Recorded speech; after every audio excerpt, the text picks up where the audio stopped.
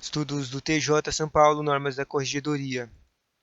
Subseção 1 das atribuições, subseção 1 da Corregedoria Permanente das correções ordinárias, extraordinárias e visitas correcionais. No artigo 6 fala o que são cada uma delas.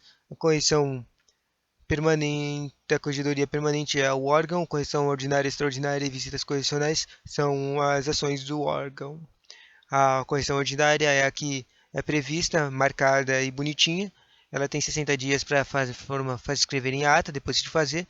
Depois tem a extraordinária, que é uma visita surpresa. E tem as visitas correcionais, que são só para ver se há regularidade dos vários varas. A extraordinária e as visitas correcionais têm 15 dias após fazer a visita para fazer a ata. Artigo 8. O juiz corregedor permanente efetuará uma vez por ano, de preferência no mês de dezembro, correção ordinária em todas as serventias e repartições e demais estabelecimentos sujeitos à sua fiscalização correcional, lavrando-se a correspondente o termo do livro próprio.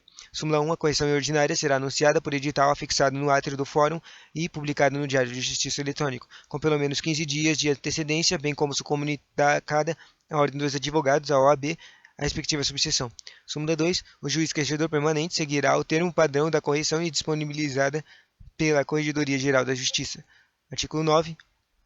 Em até 30 dias depois de assumir a corregedoria permanente em caráter definitivo, o juiz fará visita correcional às unidades sob sua corregedoria com o intuito de constatar a regularidade dos serviços observados o modelo disponibilizados. Súmula 1. A visita correcional independe de edital ou qualquer outra providência e dela se lançará sucinta termo de livro de visitas e correções, sucinto livro de visitas e correções, no qual também constarão as determinações que o juiz corregedor permanente eventualmente fizer no momento. Artigo 9, súmula 2. Se o juiz assumir a corregedoria permanente em caráter definitivo, a partir do mês de novembro, a correção geral ou ordinária precedirá a visita correcional. Artigo 10. O escrivão auxiliará o juiz corregedor permanente nas diligências correcionais. O escrivão auxiliará o juiz corregedor. Se você trabalha de escrivão aqui, você vai auxiliar o juiz corregedor. Nas diligências correcionais, facultada a nomeação de escrivão ad hoc entre as demais servidores da unidade. Legal, ainda pode ser nomeado.